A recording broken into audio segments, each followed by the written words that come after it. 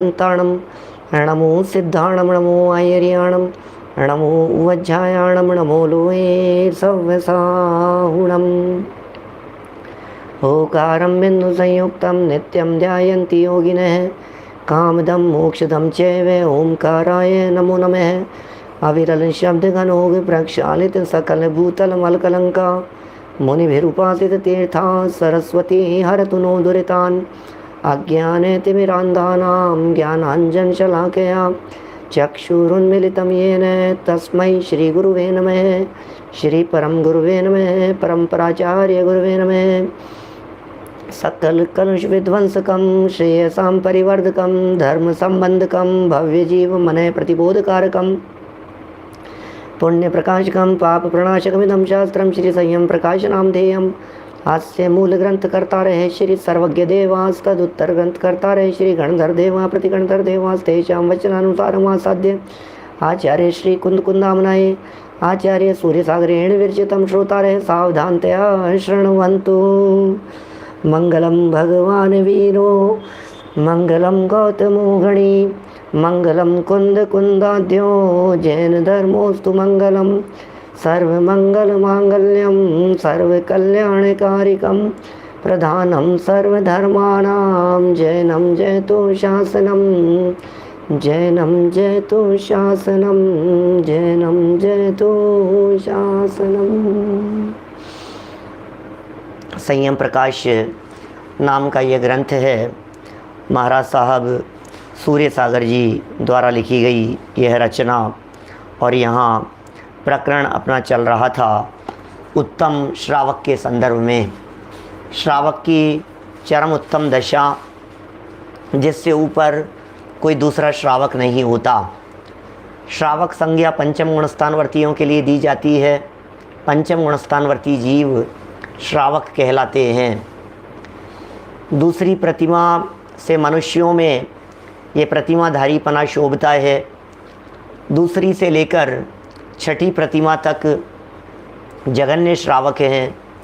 सातवीं आठवीं और नौवीं प्रतिमा वाले मध्यम श्रावक हैं, और 10वीं 11वीं प्रतिमा वाले उत्तम श्रावक हैं। इनमें भी एलक, क्षुल्लक और 10वीं प्रतिमाधारी, इस तरह से उत्तम श्रावक उत्कृष्ट श्रावकों के भी 3 भेद कर दिए गए। इसमें हमारी यहाँ चर्चा इन 3 भेदों के वर्णन करने के उपरांत, इनका सामान्य स्वरूप बतलाने के उपरांत क्षुल्लक जी जो हैं उनके कर्तव्यों की तरफ आगे बढ़ रही है। पेज नंबर है 681, 681 नंबर के पेज। कैसे होते हैं क्षुल्लक? बहुत सारे लोगों को तो पता ही नहीं है क्षुल्लक जी का जीवन कैसा होता है। बहुत सारे लोगों को तो क्षुल्लक जी संबंधी बाह्य आचरण कैसे होते हैं इनकी खबर ही नहीं है।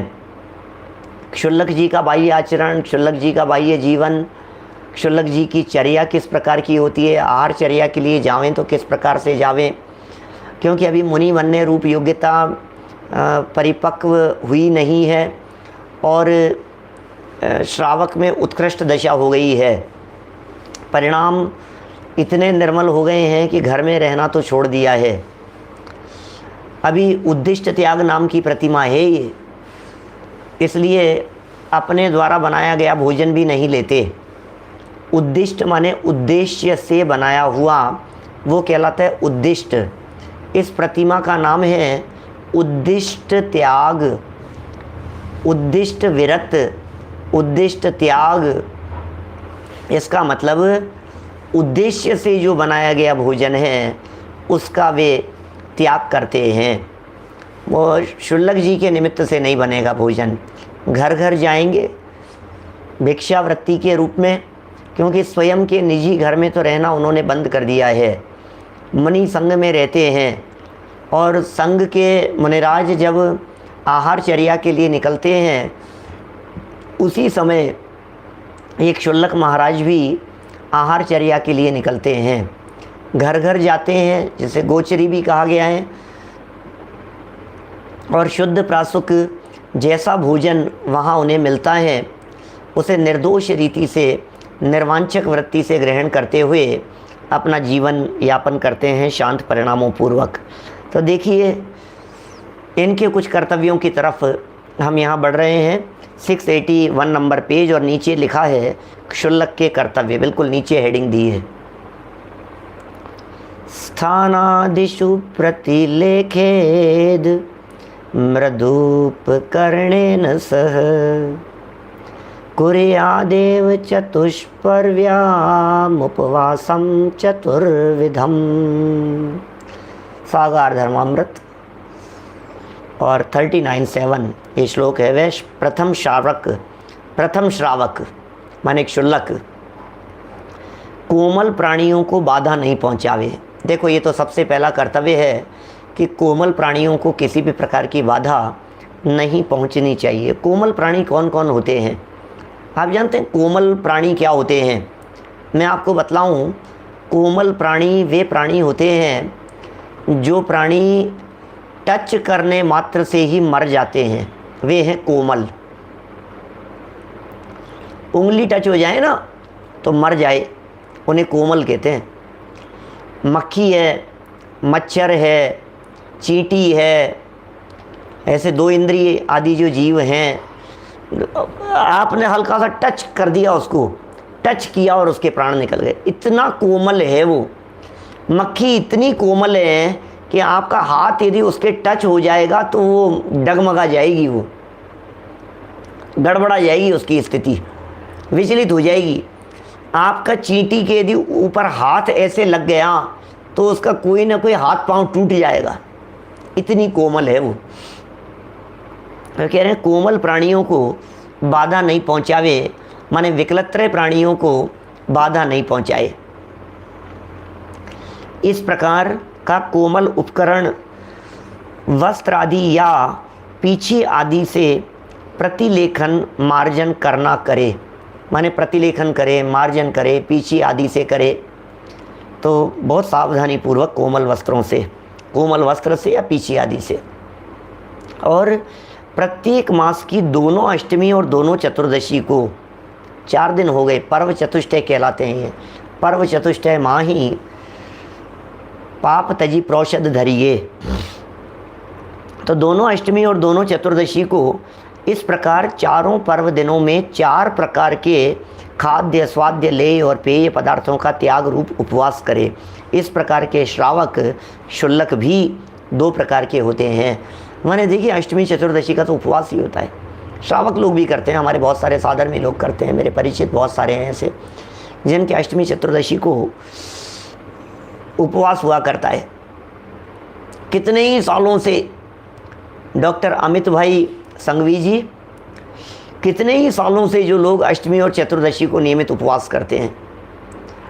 ये करना चाहिए अपने को, अपनी शक्ति विचार करके अष्टमी चतुर्दशी को या तो उपवास कीजिए, उपवास नहीं करें तो एकासन कीजिए। मेरे पिताजी साहब कितने, मुझे लगता है कोई 20-25 साल से बराबर एकासन करते हैं। अष्टमी चतुर्दशी को एक ही टाइम भोजन करते हैं। तो उससे क्या होता है कि वो आपको समय मिलता है आराधना के लिए, क्योंकि पर्व के दिन है ना, हमें अपने समय को ज़्यादा से ज़्यादा आत्मचिंतन में लगाना है। आत्मचिंतन की तरफ लगाइए, उपयोग बाहर में जाएगा नहीं, भोजन आदि की तरफ नहीं जाएगा, तो अपने अंदर में आएगा, अंदर के साथ अंदर में जुड़ेंगे तो निश्चित ही वो मोक्ष मार्ग की तरफ आगे विशेष कदम बढ़ सकेंगे। क्षुल्लक जी भी 2 प्रकार के हैं, यद्यपि पहले भी इन 2 प्रकार के भेदों की चर्चा पिछले कई प्रकरणों में हम आपके बीच में कर चुके हैं, लेकिन ठीक है, प्रसंग है, देखिए पढ़ लेते हैं फटाफट। क्षुल्लक के 2 भेद। जैसे प्रथम भेद त्रिवर्ण, ये तो पहला भेद है, त्रिवर्ण क्षुल्लक, और दूसरा है स्पर्श शूद्र। माने जैसे प्रथम भेद त्रिवर्ण, ब्राह्मण, क्षत्रिय, वैश्य, ये त्रिवर्ण क्षुल्लक कहलाते हैं, तथा दूसरा भेद स्पर्श शूद्र। प्रायश्चित चूलिका में टीकाकार पंडित पन्नालाल जी सोनी पृष्ठ 212 मुद्रित प्रति पर लिखते हैं। अब अभी यहाँ शूद्रों के भेद नहीं बतला रहे हैं, शूद्रों की चर्चा नहीं कर रहे हैं। अस्पृश्य होते हैं वे नहीं होंगे। जो स्पर्श हैं, जो छूने योग्य हैं, ऐसे शूद्र हों, उच्च जाति वाले हों, उनमें भी वे स्पर्श शूद्र हैं तो शूद्र। 4 तरह की जातियाँ ना, ब्राह्मण, क्षत्रिय, वैश्य, शूद्र। वास्तव में ये जातियाँ जो विभाजित की गई है, ये सब कर्म की दृष्टि से है। ब्राह्मण, क्षत्रिय, वैश्य, शूद्र। हम लोग कौन हैं? जैनी लोग किस में आते हैं बतलाइए? ब्राह्मण हैं, क्षत्रिय हैं, वैश्य हैं कि शूद्र हैं? व्यापारी वर्ग जितने भी हैं वे सब वैश्य की श्रेणी में आते हैं। वैश्य माने व्यापारी हैं। क्षत्रिय माने सेना में जो हैं, युद्ध क्षेत्र में लड़ने वाले जो लोग हैं, वे सब क्षत्रिय हैं। और ब्राह्मण जो हैं, ये ब्राह्मण तो ब्रह्म की आराधना करने वाले होते हैं। ब्रह्म की आराधना करने वाले ब्राह्मण हैं। अलग तरह के वस्त्र पहनेंगे, बहुत शांति से, और अपने में चारों हो जाते हैं। इस तरह का प्रसंग मैंने कहीं उत्तराध्यायन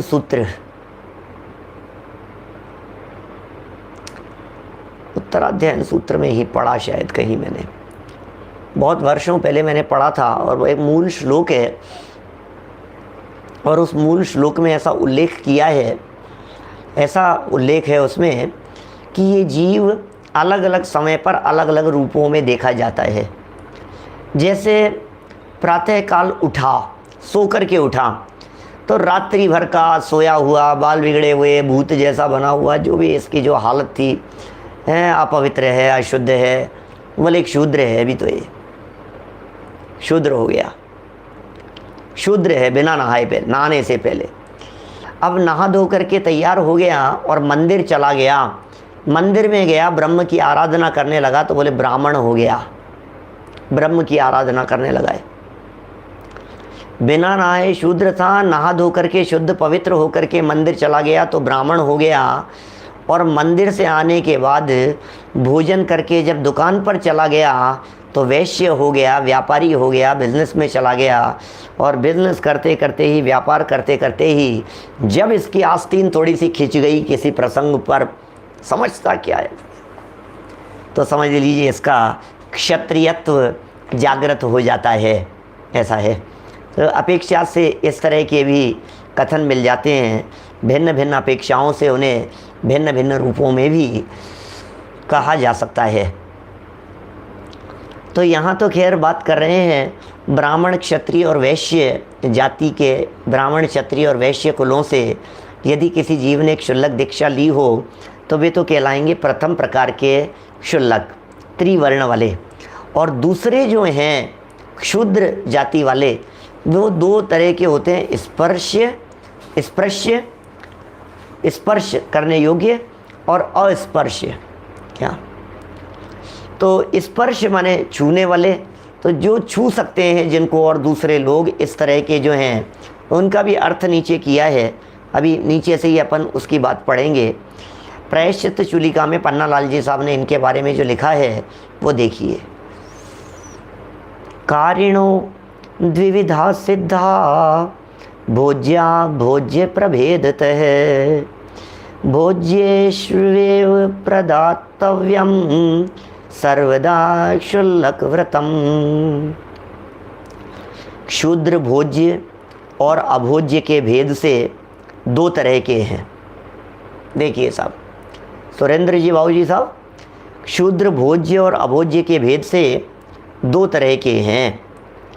जिनके यहाँ का आहार पानी ब्राह्मण, क्षत्रिय, वैश्य खाते पीते हैं वे भोज्यकारु होते हैं। क्या? जिनके यहाँ का आहार पानी कौन खाते हैं? ब्राह्मण, क्षत्रिय, वैश्य, ये 3 शूद्र। क्योंकि इनमें भी क्या होता है, ये हीन कार्य करने वाले होते हैं ना। जैसे घर में जो काम करने वाले हैं, घरेलू नौकर वगैरह, ये सब शूद्र जाति के कहलाते हैं। काम करते हैं ना घरों में, झाड़ू पोंछा बर्तन, ऐसे जो काम करने वाले हैं।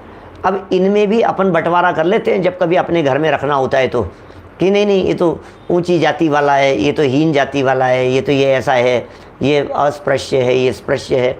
स्पृश्य और अस्पृश्य इन शब्दों के प्रयोग हम लोग भले ही नहीं करते हुए, नहीं जानते हों, लेकिन इतना ज़रूर कह देते हैं भाई ये तो इस जाति का है, ये तो इस जाति का है, तो ये तो चल सकता है घरों में। इस तरह की बातें कई बार मैंने घरों में, परिवारों में सुनी हैं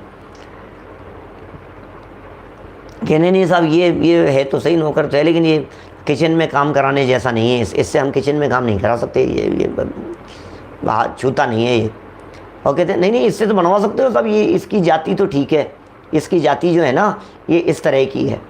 तो इस तरह के भी भेद पड़ जाते हैं। यहाँ इन्होंने मूल में ही पन्नालाल जी साहब ने इस तरह का श्लोक का अर्थ करते हुए इस प्रायश्चित चूलिका उसमें इस तरह की बात लिख दी है।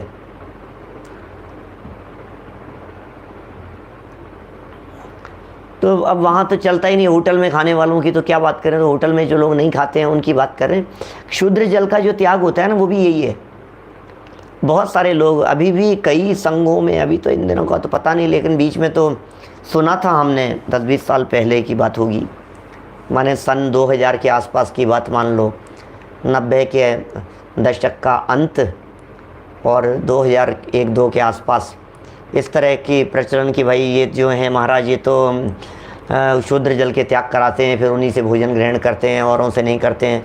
ये क्षुद्र जल होता क्या है? ये जल वही है जो मतलब समझ लीजिए आप उनसे स्पर्शित जल, मतलब बाजार का नहीं खाएंगे, कुल मिला करके ऐसा समझ लो आप। योग्य व्यक्ति साधर्मी के द्वारा बनाया हुआ ऐसा ही। मांस मछली खाने वाले, नॉनवेज खाने वाले, शराब पीने वाले, ये सब उसी श्रेणी के अंतर्गत आएंगे। उनका छुआ हुआ भी नहीं होना चाहिए। जो व्यक्ति नॉनवेज सेवन करता है, जो व्यक्ति शराब पीता है, उनके घर का पानी नहीं पी सकते हैं, उनको छू नहीं सकते हैं, वो उनका छुई हुई वस्तु को उपयोग में नहीं ले सकते हैं। इतना सब ये कह रहे हैं। अभी भी चलता है, कुछ संघों में इस प्रकार की परिस्थितियां चलती है। शायद मेरे ख्याल से आचार्य वर्धमान सागर जी के संघ में इस तरह की बात चलती होगी।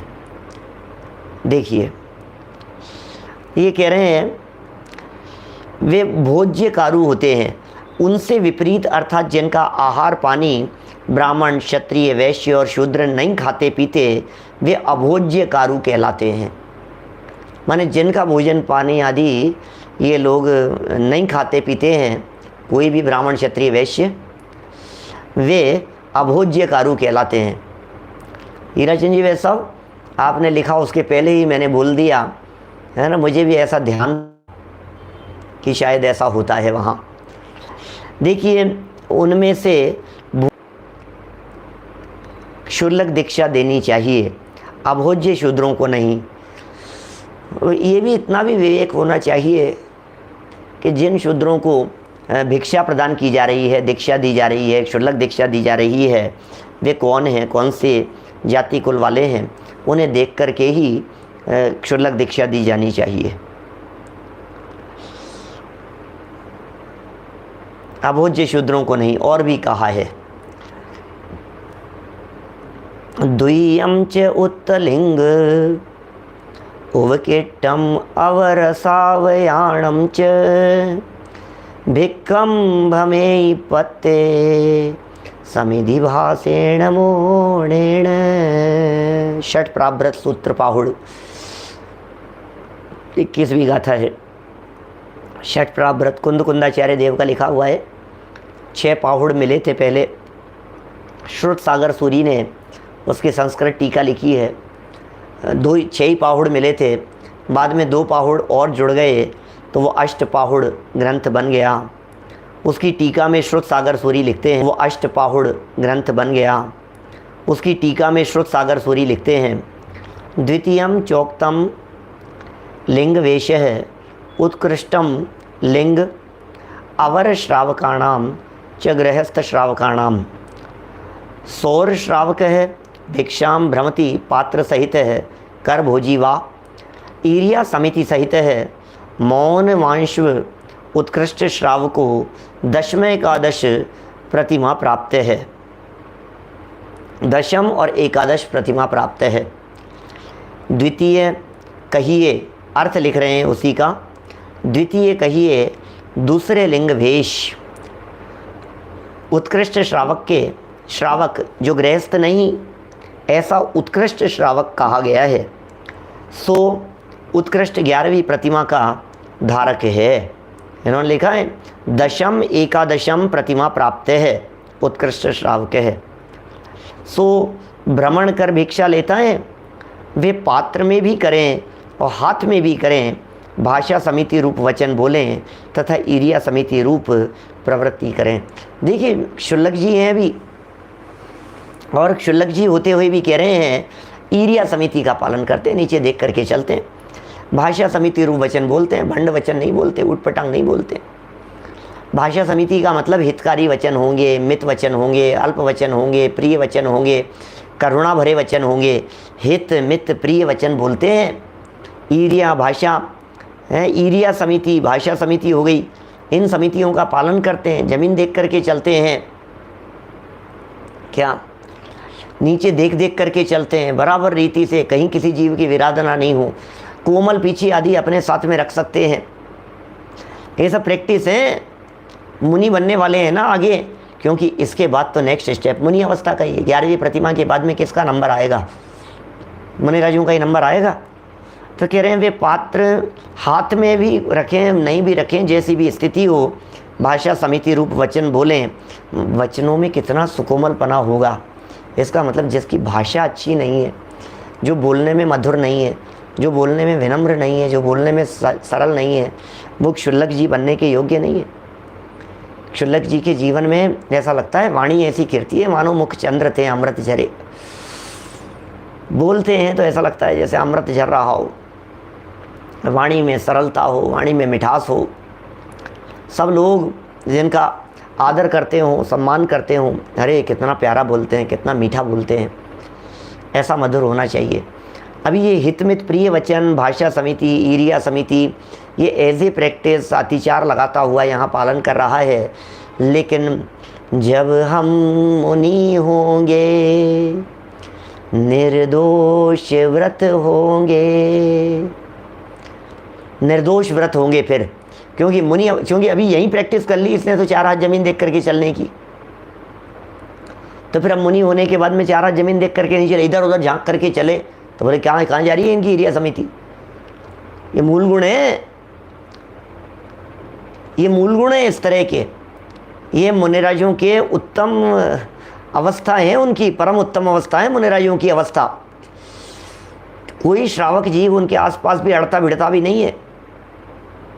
इसलिए मुनिराजों के जीवन और चर्या को बराबर रीति से देखना चाहिए और ईरिया समिति आदि का पालन करना चाहिए। मुनिराजों को तो करना ही चाहिए, इस 10वीं 11वीं प्रतिमा वाले को भी, 11वीं प्रतिमा वाले को भी ये कर्तव्य करना चाहिए, इस पर प्रैक्टिस होना चाहिए विवेक जी। चलिए और आगे बढ़ते हैं। दोनों क्षुल्लकों में भेद क्या है उसके बारे में बतलाते हैं। दोनों क्षुल्लकों में क्या भेद है? इस प्रकार की प्रतिमा के धारी क्षुल्लक दो तरह के होते हैं। एक तो वर्ण क्षुल्लक, वर्ण वाले, ब्राह्मण क्षत्रिय वैश्य, ये वर्ण है ना, ये ब्राह्मण क्षत्रिय वैश्य, इनको तो वर्ण कह दिया, वर्ण क्षुल्लक कहा है। दूसरा स्पर्श शूद्र, माने वर्ण क्षुल्लक तो वे होते हैं जैसे ब्राह्मण क्षत्रिय वैश्य, वे तो पीतल का पात्र रखें ब्राह्मण क्षत्रिय वैश्य तो, और अवर्ण कहिए स्पर्श शूद्र, क्षुल्लक होवे वे लोहे का पात्र रखें। माने ब्राह्मण क्षत्रिय वैश्य जो शुद्ध वो हो गए हैं, क्षुल्लक जी हो गए हैं, वे तो पीतल का पात्र रखते हैं, उत्तम पात्र रखते हैं, पात्र तो रखने का विधान है ही। और जो क्षुद्र कुल से थे और उन्होंने एक क्षुल्लक दीक्षा ले ली है, वे लोहे का पात्र रखें, ऐसा है। कारण कि भोजन समय पर जाति पूछना उचित नहीं है, इसलिए अलग अलग पात्र बतला दिए भैया, ये कौन से वर्ण वाले हैं, कौन से उच्च जाति वाले हैं कि हीन जाति वाले हैं। ये ब्राह्मण क्षत्रिय और वैश्य इन 3 कुलों वाले होंगे तो बिल्कुल बाकायदा पीतल का पात्र रखेंगे, और हीन वाले होंगे तो लोहे का पात्र रखेंगे। पात्र रखने का विधान है। पात्र किस लिए रखा जाता है? भोजन के लिए रखा जाता है। कारण कि भोजन समय पर जाति पूछना उचित नहीं। इन भोजन के समय कैसे पूछेंगे तुम कौन सी जाति के हो? क्या शूद्रों के पंचम गुण स्थान हो सकता है क्या? मुनि नहीं हो सकते, पंचम गुण स्थान तक हो सकते हैं उनके। ये तो टोडरमल जी साहब ने मोक्ष मार्ग प्रकाशक 146 पेज पर लिखा, शुद्र मुक्ति निषेध प्रकरण में 146 नंबर पेज। आप वहाँ से देखेंगे तो आपको बाकायदा ये सब बातें इनके संबंध में मिलेगी। 147 नंबर पेज पर स्त्री मुक्ति निषेध वाले प्रकरण की चर्चा की है। तो यहाँ ये कह रहे हैं भोजन के समय पूछेंगे तो ठीक थोड़ी ना, ऐसा अच्छा नहीं लगता है। अतः महान पुरुष आचार्यों ने इस रूप उनके चिन्ह कायम कर दिए जिससे बिना कहे ही उनकी पहचान हो जावे। अभिनय का कारण नहीं बने, अभिनय का कारण नहीं बनेगा, बिना पूछे ही पहचान हो जाएगी।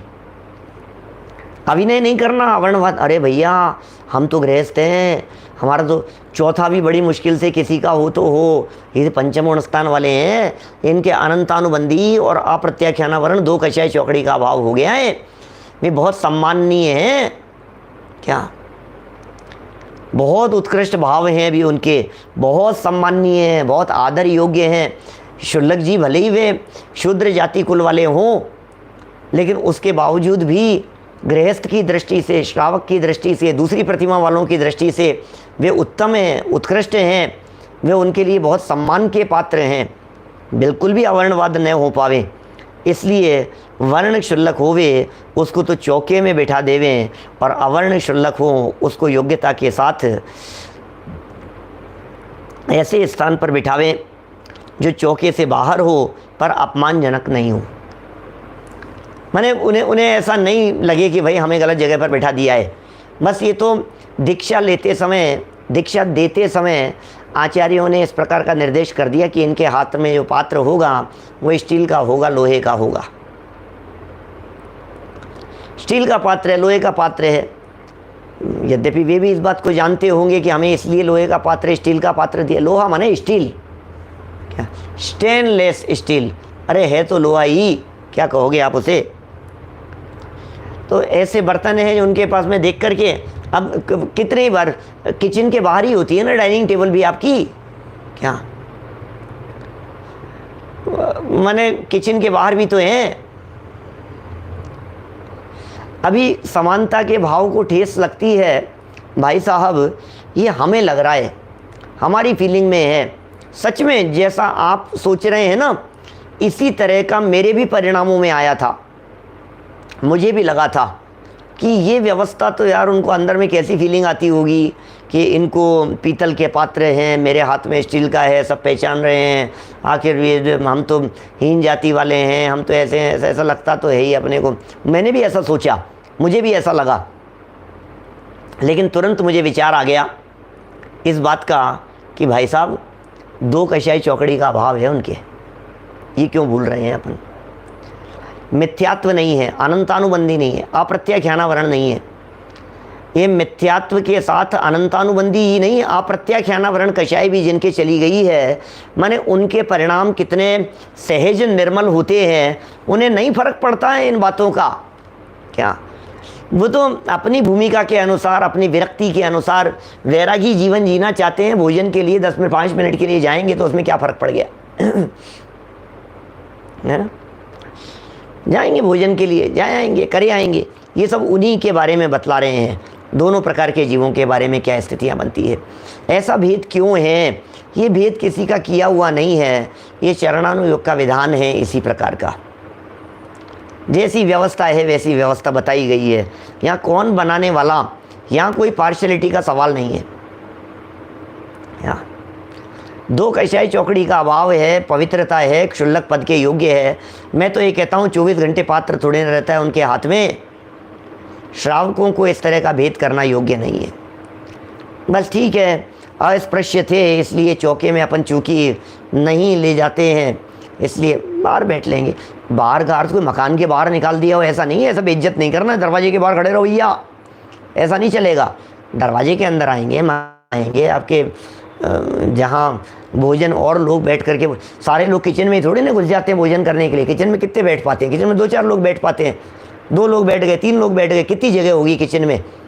बाकी सब लोग बाहर बैठ करके भोजन करते हैं। किचन के बाहर, लेकिन मकान के अंदर किसी योग्य उचित स्थान पर तो ऐसे स्थान पर बैठ करके उन्हें भोजन कराया जाए। अपमानजनक नहीं हो, चौके के बाहर हो पर अपमानजनक नहीं हो उनका स्थान। दोनों तरह के क्षुल्लक वंदनीय है, सो इसका आगे खुलासा करते हैं। वंदनीय दोनों हैं, वंदन दोनों को करना है।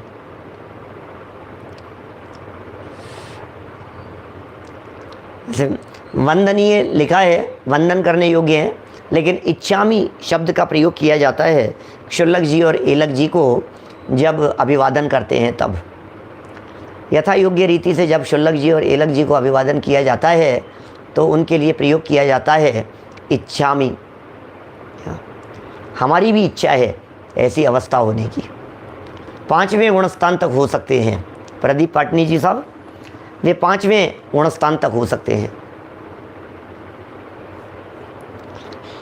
तो पंडित आशाधर जी सागार धर्मामृत में कहते हैं, देखिए 5 श्लोक यहाँ सागार धर्मामृत के प्रस्तुत किए हैं, मैं वाचन करता हूँ, आप बिल्कुल धीरे धीरे सुनिए। स्वयं समुपविष्टोद्यात् पाणिपात्रेथ भाजने सश्रावक गृहं गत्वा पात्रपाणिस्तदङ्गणे स्थित्वा भिक्षां धर्मलाभं भणित्वा प्रार्थयित्वा मौनेन दर्शयित्वांग लाभालाभे समोचिरात् निर्गत्यान्यद्गृहं गच्छेत् भिक्षोद्युक्तो केनचित् भोजनायार्थितोद्यात् तद्भुक्त्वा यद्भिक्षितं मनाक् प्रार्थयेतान्यथा भिक्षां यावत् सोदरपूर्णीं लभेत् प्रासूत् यत्राम्भ तत्र संशोध्यतां चरेत्। यस्त्वेक भिक्षा नियमो गत्वाद्यादनुमुन्यसौ भुक्त्वभावे पुनः कुर्यादुपवासमवश्यकम्। अर्थ, सामान्यतया क्षुल्लक विधि यह है कि वह क्षुल्लक निश्चल बैठकर अपने हाथ रूपी पात्र में या बर्तन में अपने आप भोजन करे। देखिए सामान्य रीति से विधि सिखाई जा रही है क्षुल्लक जी के जीवन के संबंध में। ऐसी रीति है, ऐसी विधि है, हाथ में भोजन करे या पात्र में भोजन करे, शांति से बैठ कर के करे, निश्चल बैठ कर के करे, बैठ कर भोजन करे। माने जैसे मुनिराज खड़े खड़े भोजन करते हैं ना, तो मुनिराजों जैसे खड़े खड़े भोजन नहीं करे, बैठ कर के भोजन करे। बहुत महत्वपूर्ण ध्यान रखने योग्य प्रकरण होते हैं जी, नहीं तो पता नहीं होता है। जो लोग संघों में ज़्यादा घूमते फिरते हैं उन्हें फिर इस तरह के आचरण बाहर से पकड़ में आते होंगे, देखने में आते होंगे। अपने हाथ रूपी पात्र में या बर्तन में अपने आप भोजन करें।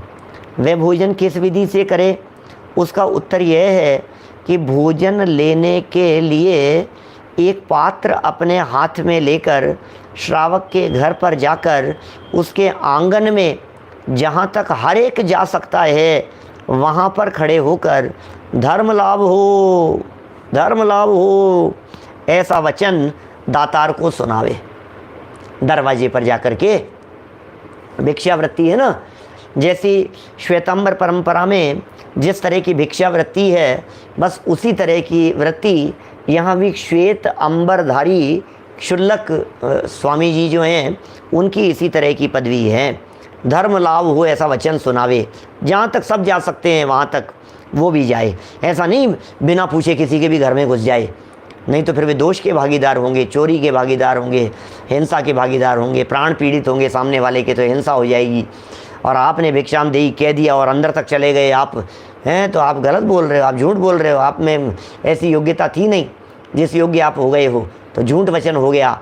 देने वाले के देने के परिणाम नहीं हुए और लेने के लिए ज़बरदस्ती माथे पर बैठ गए तो चोरी का परिणाम हो गया।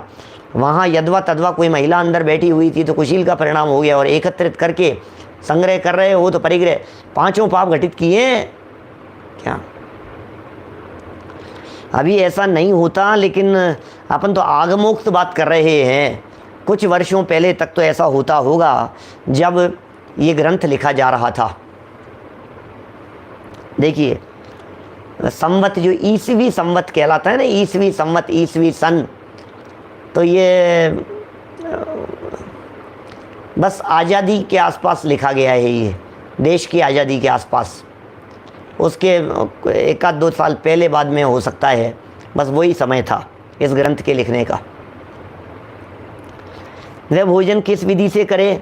देखो, इसके संबंध में कह दिया कि दरवाजे पर खड़ा होकर के ऐसा वचन दातार को सुनावे। ऐसा वचन बोलने के बाद मौन भी रखे, ज़्यादा बोले नहीं, अपना शरीर मात्र दिखाकर भिक्षा की प्रार्थना करे। भिक्षाम देही, क्या धर्म लाभ हो, ऐसा वचन। देखिए फिर कह रहे हैं यहाँ, शक्ल दिखा दी तो पता लग गया कि कौन खड़े हैं दरवाजे पर।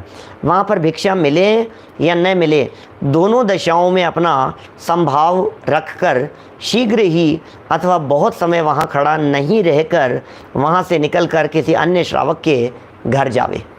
अब देखो कैसी विधि है, वहाँ मिल गया तो ठीक है, और यदि वहाँ नहीं मिलाएं तो फिर किसी अन्य श्रावक के घर पर जावे। ऐसी पद्धति है। क्षुल्लक ज्ञान सागर जी ने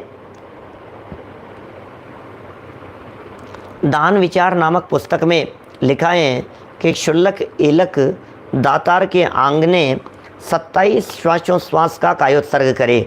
इतनी देर तक वहाँ दातार के घर पर ठहरा रहे।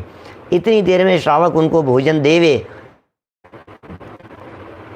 या प्रार्थना करे तो ठीक, अन्यथा वहाँ से निकलकर दूसरे घर को चला जावे।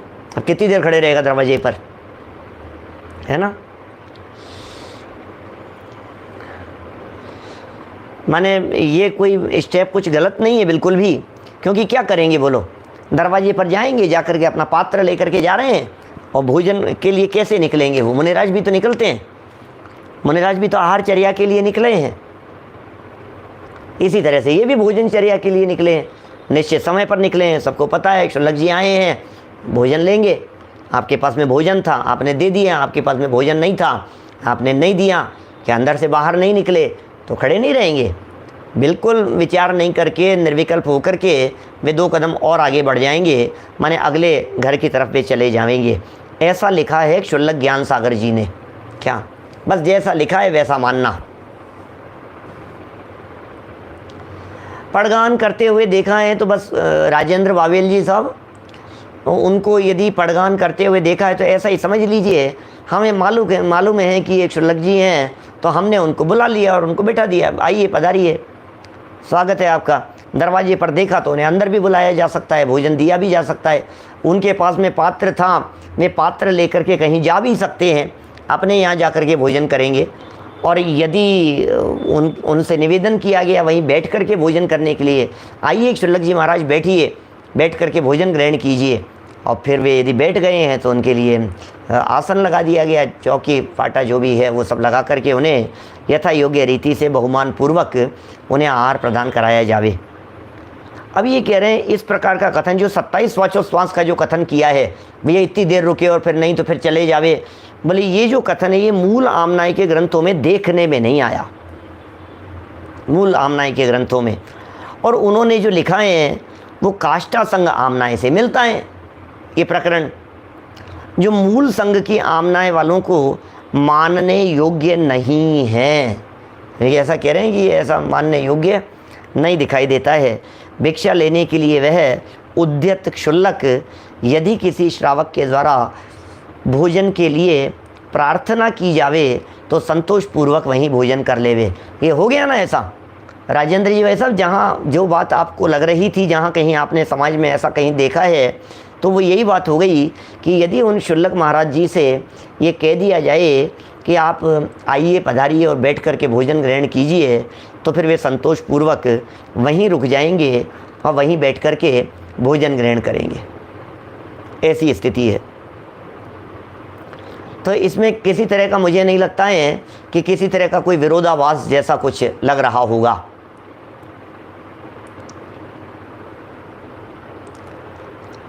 क्षुल्लक जी का जो पद है वो बहुत उत्कृष्ट होता है। क्या पड़गाहन उनका, अब उसको पड़गाहन संज्ञा तो मुनिराजों के संदर्भ में ही दी है, क्षुल्लक जी के संदर्भ में पड़गाहन संज्ञा नहीं है, लेकिन कहने में आ जाता है कि भाई क्षुल्लक जी पधारे, वो हमारे यहाँ उनका चौका लगा, उनका आहार हुआ, ऐसा तो निमंत्रण दे दिया उनको।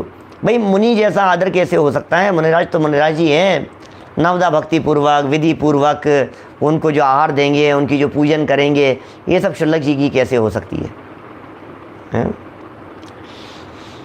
चलिए संतोषपूर्वक वहीं भोजन करने तक की बात हो गई, आगे बढ़ते हैं। क्षुल्लकों की विशेष विधि यह है कि जो अनेक घर भोजी वर्ण हो, अनेक घर भोजी वर्ण मतलब कई जगह पर भोजन ग्रहण करने वाले हों, क्योंकि देखो इनको भोजन तो एक ही बार ग्रहण करना है। पीछे 10वीं प्रतिमा के अंदर भी कह दिया था, उससे पहले भी ये बात कह दी थी कि एक ही बार भोजन करे तो ज़्यादा अच्छा है, नियमित एक टाइम भोजन करे। अब एक टाइम भोजन करे, लेकिन किसी श्रावक के यहाँ से अंदर किसी के यहाँ दरवाजे से आए और उन्होंने एक रोटी दे करके चले गए।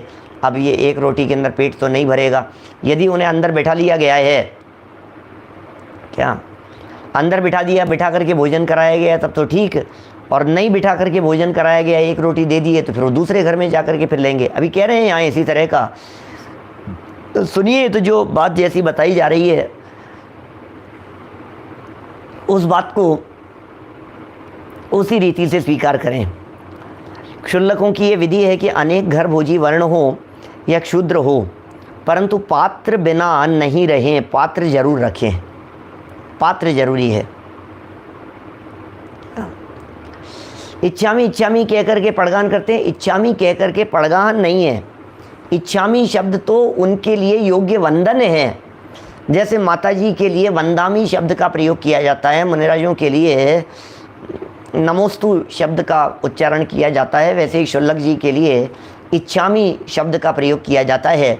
अब वो क्षुल्लक जी को देखा आए हैं तो उन्हें इच्छामी तो कहेंगे ही ना, इच्छामी तो ये तो उनके लिए योग्य संबोधन है इच्छामी।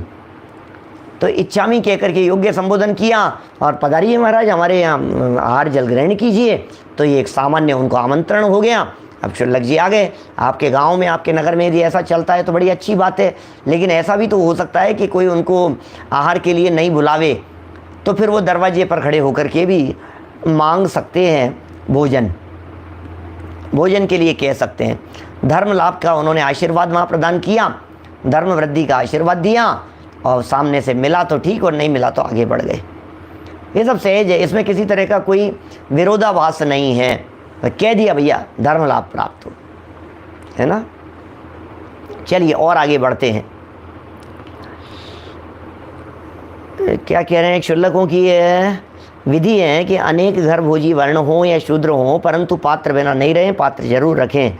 जब शूद्र क्षुल्लक भोजन के वास्ते जाए और दातार के आंगन में जाकर धर्म लाभ कहें, तब दातार आवाज़ को सुनकर उनको भोजन देवे। सो अपने पास जो पात्र है उसमें ले लेवें, फिर वहाँ से निकलकर अन्य घर में जावें, वहाँ भी धर्म लाभ कहकर जो भोजन मिले सो लेना। जो कई घरों से भी भोजन ले सकते हैं, यहाँ से ले लिया फिर आगे चल कर के आगे से ले लिया। अगर वहाँ भोजन तो देवे नहीं और प्रार्थना करे कि महाराज अठे भोजन,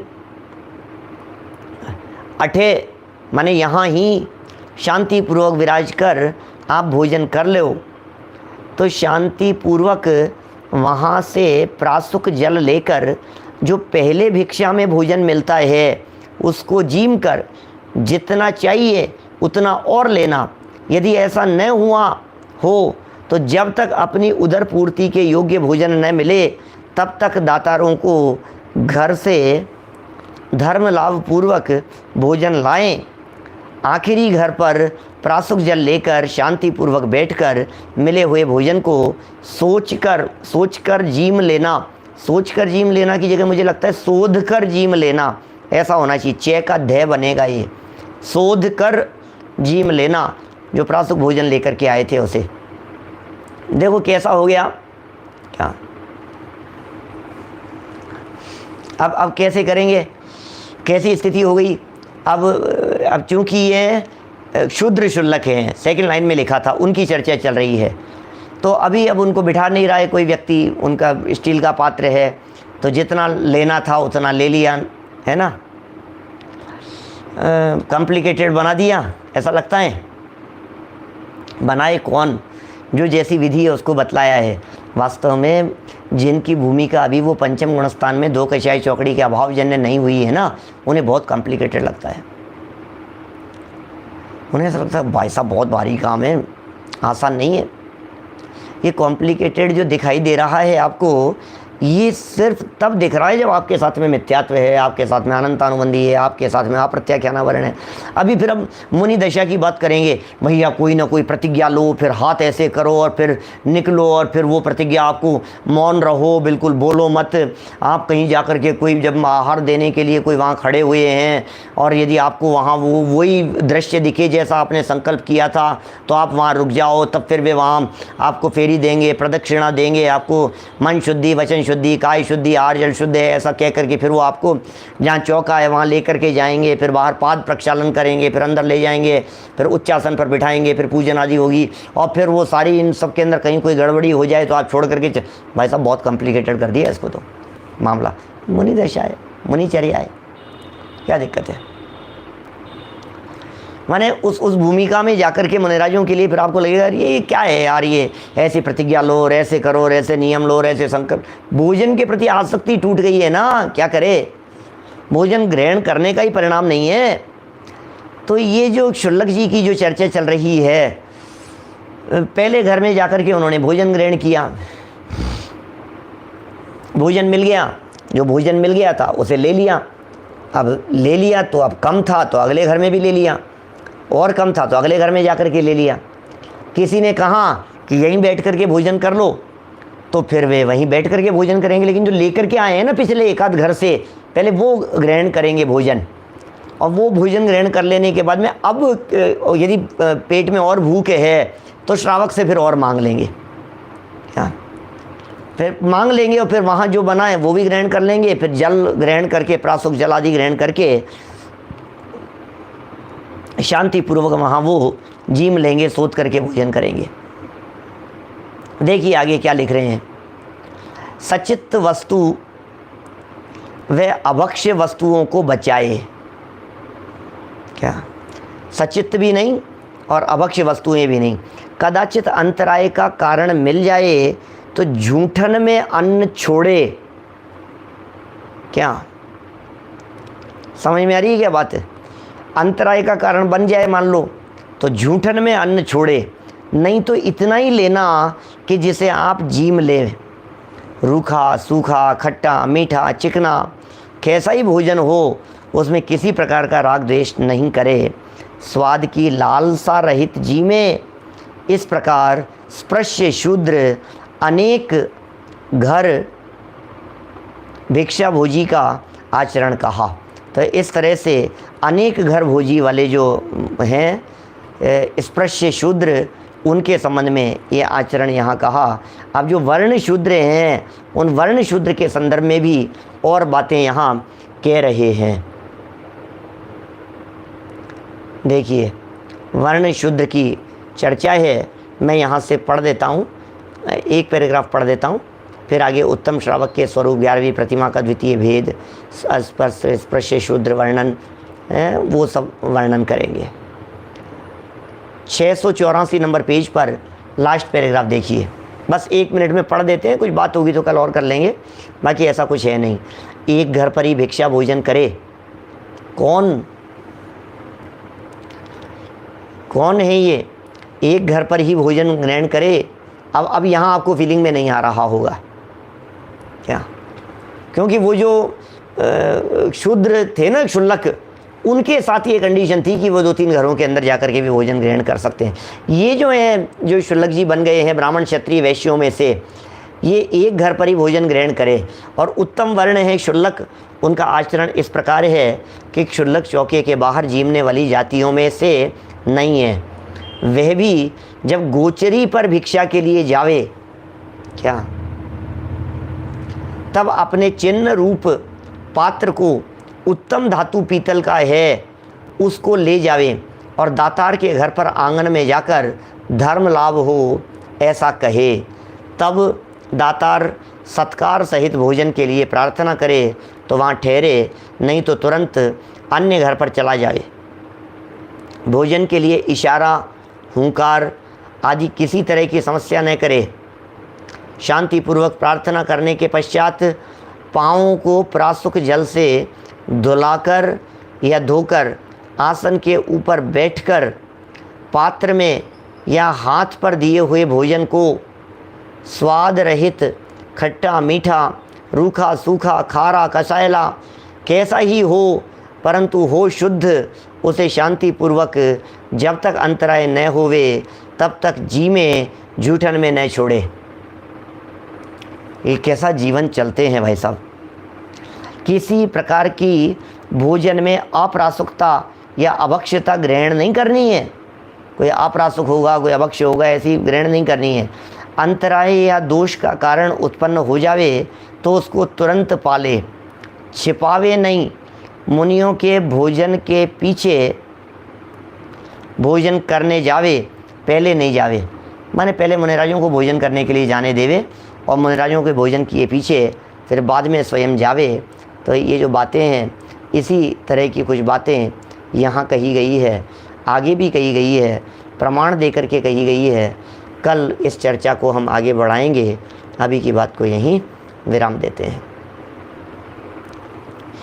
निज निधि निज में बताई है, अनंत उपकार है, उसके लिए जन वाणी माँ को वंदना शत बार है, वंदना शत बार है।